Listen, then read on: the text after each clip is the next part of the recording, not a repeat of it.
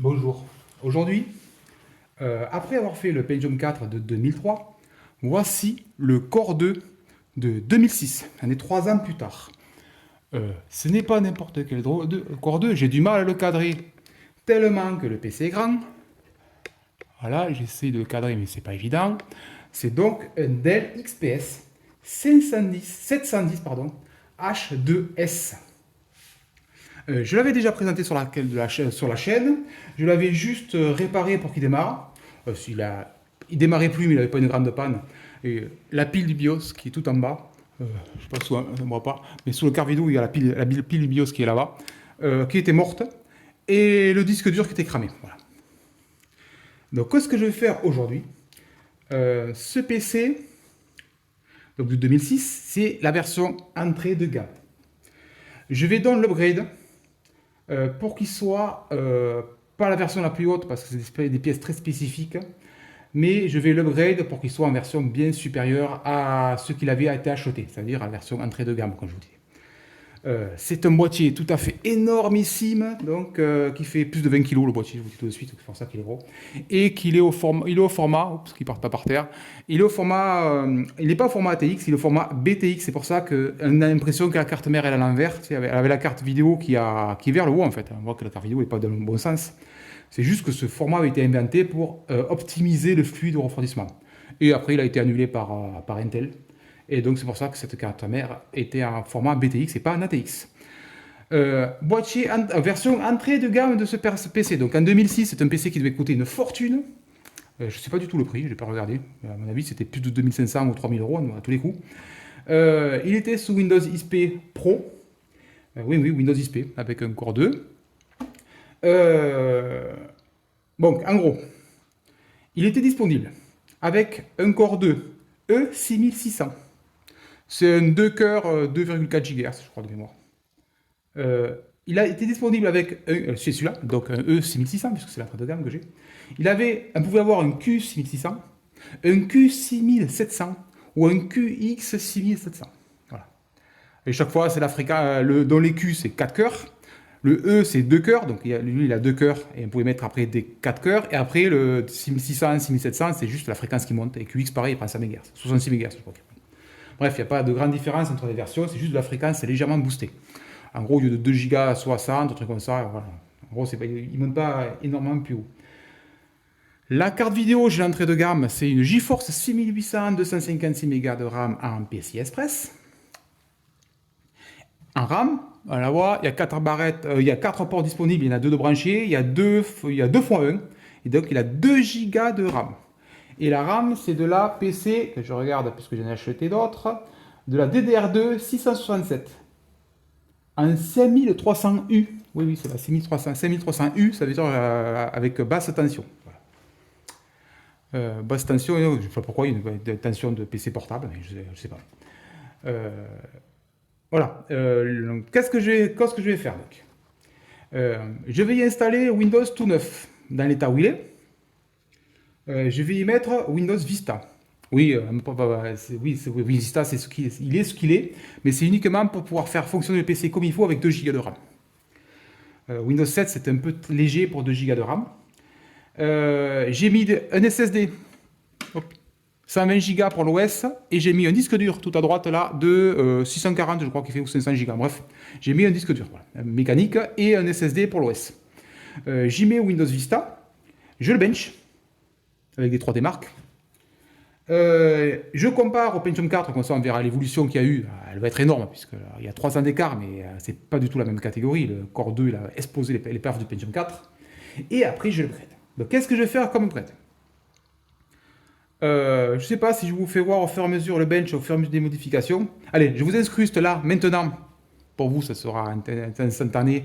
L'état qu'il est avec le benchmark, avec l'état de la configuration actuelle. UE6600.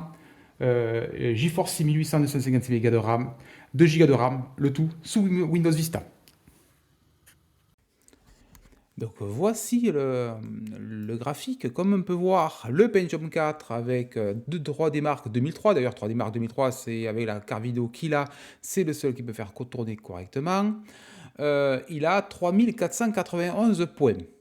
Et le Core 2, le Dell XPS, il fait péter le score à 10 057 points. Voilà, donc nativement, sans l'upgrade, j'ai déjà 10 000 points. Ça veut dire que j'ai 3 fois la vitesse du Pentium 4 de 2003. Donc c'est déjà une performance énorme. Allez, première modification, la plus facile. Voilà, la plus facile, sans doute. Hop, on attrape. Hop, ça. J'éjecte les barrettes. Voilà, hop, on les voit, 2 gigas. 2 gigas, 1 giga, la merde. Et la deuxième qui fait 2 gigas. Elle est bien sûr en dual channel. J'ai oublié de préciser, mais il me semble que, je ne sais pas si je lis, la carte mère, c'est des chipsets Nvidia. SLI 570, un truc comme ça. Le problème d'NVIDIA, c'est que pour installer Windows XP, c'est la merde. S'il n'installera pas les drivers dans l'ISO de XP, ça marche pas.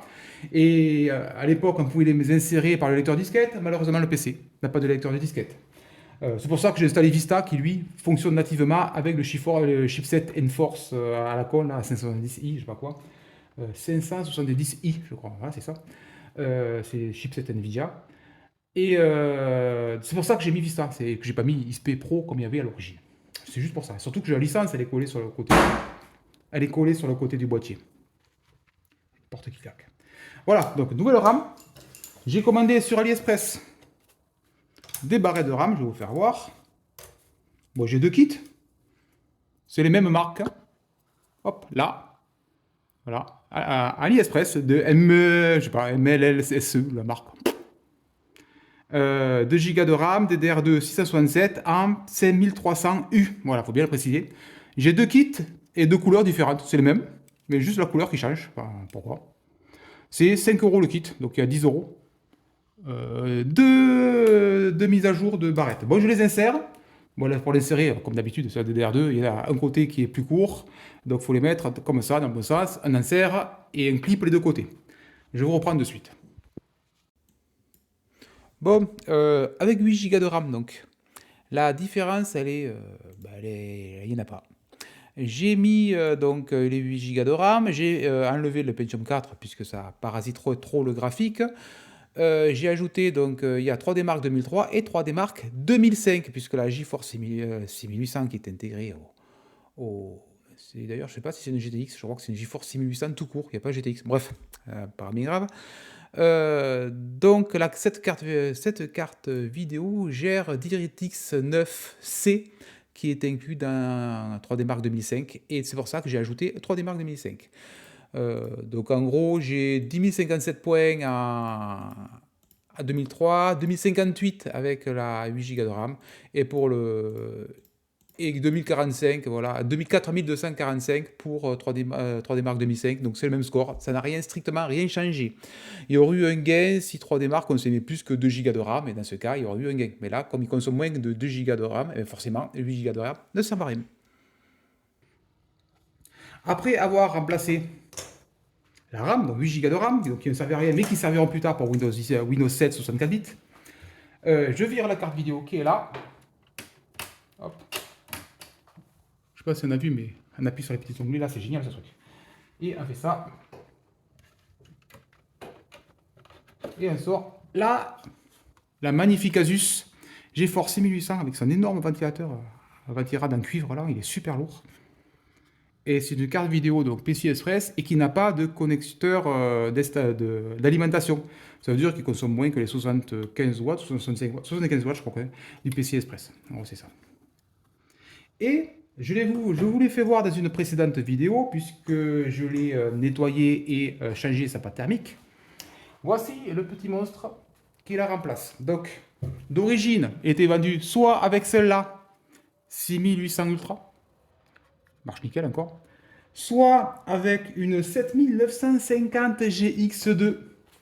C'est une carte vidéo, donc 7000, donc remplacer les 6000, logique, avec 2 GPU, une usine à gaz, le truc, je ne raconte pas.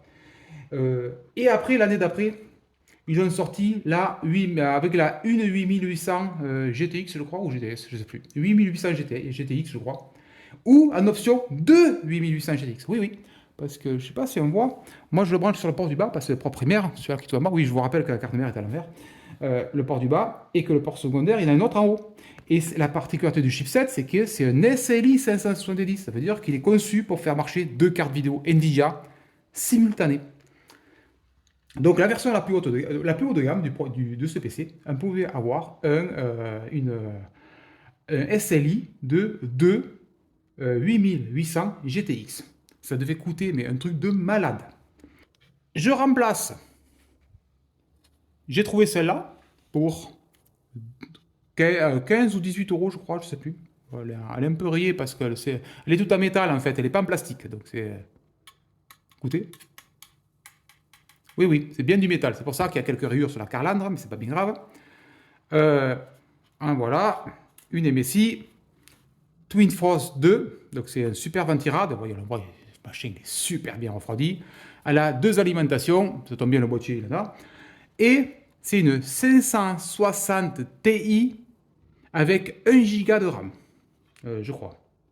Je vérifie, c'est pas écrit. Mais oui, c'est ça, c'est 560 Ti avec 1 Go de VRAM. Ça, c'est plus performant que les deux 8800 GTX en SLI. Le problème du SLI, c'est que les jeux doivent être créés pour en tenir partie, codés pour en tenir partie. Suivant le jeu, il y a plus ou moins de gains. On n'aura jamais 100% de gains avec deux cartes en gros. Alors que là, on dépasse les 100% de gains et elle les a tout le temps. Voilà. Ça, c'est un petit monstre à côté de la 8800. Oui, c'est sorti bien plus tard. Mais, on parle d'une 560 Ti. Donc imaginez, les 8000, les 9000, après on est passé, on est revenu au début. Donc c'est là, elle est beaucoup plus récente. Je ne sais pas s'il y a l'année dessus, je suis en train de chercher. Il n'y a pas l'année dessus, je vous l'incrusterai l'année et on verra. Allez, je la branche et on refait les benches. 750 watts la lime en 2006, vous réalisez, 750 watts, il ne doit pas en avoir beaucoup, c'était depuis cette puissance à cette époque. Made in China, il n'y a pas marqué la. Il ne doit pas y avoir la norme encore bronze et gold et compagnie à l'époque. Mais 750 watts, cette alim, putain, c'est costaud. Bon, après, en tout cas, voilà, c'est le maximum qu'on puisse se mettre. C'est deux fois 6 pins. Donc, 2 fois 6, ouais. Ouais, c'est ça, 2 fois 6 pins. Donc, on ne peut pas aller plus haut. Voilà, donc, allez, on se retrouve sur les benches de suite. Donc sur le bench, comme on peut voir, il y a un énorme gain de nouveau par rapport à de la 6800 à la 560 Ti. On voit que la 6800 bottleneck totalement le PC et en remplaçant par la carte vidéo la 560 Ti, là on explose les performances. Donc j'ai 3 démarques, c'est lequel celui-là? 2003, oui 2003 qui passe à 60 000 points, oui, au lieu de 10 000, c'est énorme. Et ensuite, j'ai 3 démarques 2005, donc, toujours pour comparer à la 6800 qui a DirectX 9C, qui passe de 4200 à 15 000. Voilà, donc on a un gain qui est quand même énorme de passer d'un à l'autre. Et c'est vraiment le plus visible. Vous voyez, la RAM n'a rien changé. Par contre, le passage à la GTX, à la 560 Ti, là, elle a totalement explosé les perfs x6 pour le 3D Mark 2003. Et on est à combien x4 sur 3D Mark 2005. C'est énorme. Voilà. Bon, comme vous avez pu voir, l'accélération procurée par cette petite G700 560 Ti a décuplé totalement les performances du PC. Comme quoi, une carte vidéo, un CPU c'est bien, une carte vidéo, il faut que ce soit quand même bien équilibré. Là, c'est un monstre la carte vidéo par rapport au PC, je veux dire. Et le gain, il est quand même colossal. Allez, dernière petite modification. Si j'essaie de l'attraper. C'est le même processeur, sauf qu'on passe de à 4 cœurs. Voilà. C'est un Q6600. C'est exactement la même fréquence. Ça coûte moins de 10 balles sur eBay. Et donc là, il a 2 cœurs à 2 Go 4, je crois. Lui, il a 4 cœurs à 2 Go 4, simplement. Et on passe en TDP bien plus haut, je crois 90 ou 95 watts. Bon, après, vu le monstre, on peut refroidir ça. Tournevis, ça marche comment ce truc? Il y a un vis en haut, un vis en bas. Bon, je vais défaire les deux.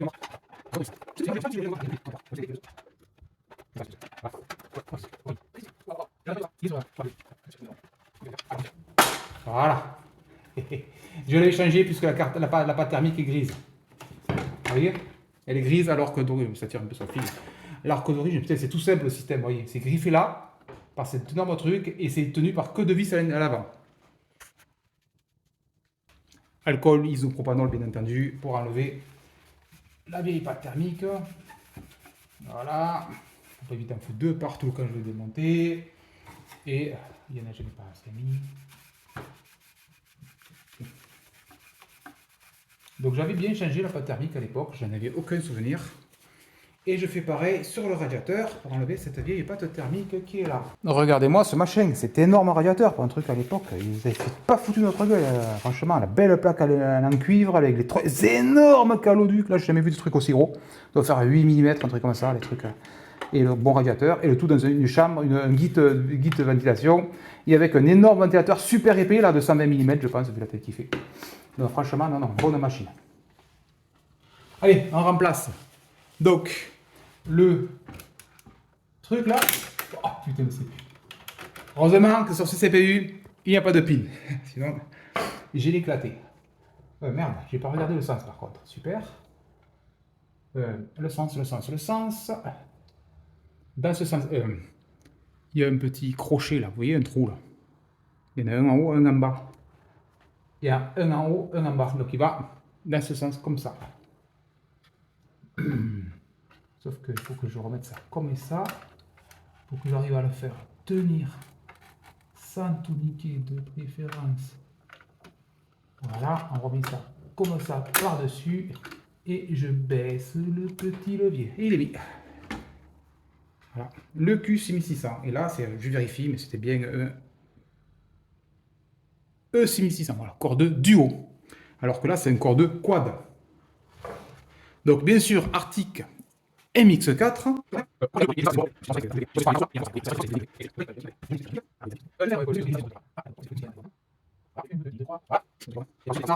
Allez, je vais bencher. Et voilà le bench avec le Q6600, la GTX 560 Ti, les 8 Go de RAM. Et donc j'ai enlevé 3D Mark 2003, voilà, donc, parce qu'il montait à 60 000, ça servait à rien, on ne voyait pas bien grand chose. Donc j'ai mis 3D Mark 2005, 3D Mark 2006 parce que la carte vidéo est compatible DirectX 9 Shader modèle 3 et 3D Mark Vantage parce qu'elle est aussi compatible DirectX 10. C'est pour ça que j'ai pu ajouter 3D Mark Vantage. Sur le 2005, 3D Mark 2005, on passe donc de 15 300 points à 16 000 points, donc on a un petit gain, il n'est pas énorme, voilà, on le voit d'ailleurs, le petit gain, avec un quad-cœur au lieu d'un 2. Sur 3D Mark 2006 en Shadow Model 3, donc c'est plus intéressant, on passe de 11 000 points, 10 900 points à 13 200, là on gagne un bon petit gain, on a un petit gain ouais, de 2000 points quand même, 2000 points, là on voit quand même le gain est pas mal. Et le pire gain qui est, c'est 3D Mark Vantage qui doit utiliser avec DirectX 10, je sais pas, plus de cœur, logiquement, puisqu'on passe de 9000 points à 13 000 points. Donc on voyait que notre processeur bottleneck 3D Mark Vantage, eh bien ouais, puisqu'on passe de 9000 à 13 000. Le gain est pas mal. Donc voilà, donc bonne évolution de ce PC. Pour information, je l'ai passé sous Windows 7 64 bits juste après ça, aucun problème, il fonctionne très bien. Il y a un détail près, la carte audio, eh oui, la carte son ne marche pas sous Windows 7, le driver n'existe pas. Ils se sont arrêtés à Windows Vista, donc pour ce driver, un des drivers de chez IDT. J'ai cherché de partout, tout le monde a le même problème en fait. Et je voulais ce PC pour... je voulais lancer Fallout 3, puisque Fallout 3 ne marche pas sur Windows 11, il plante. Et je voulais le lancer, et Fallout, au démarrage, il me dit, bêtement, vous n'avez pas de carte son, je ne démarre pas. Voilà. Donc il faut que je trouve, je crois que j'ai une Sound Blaster qui traîne, j'y mettrai une Sound Blaster pour remplacer cette carte son non compatible Windows 7. C'est vraiment dommage. Je ne sais pas pourquoi ils avaient installé à l'époque une carte son pareille, qui ne permet pas une évolutivité. En tout cas, les drivers ne sont jamais sortis. Le driver de cette carte son est de 2007, donc forcément Windows 7 n'était pas sorti et il ne fonctionne pas. Bon, c'est pas bien grave.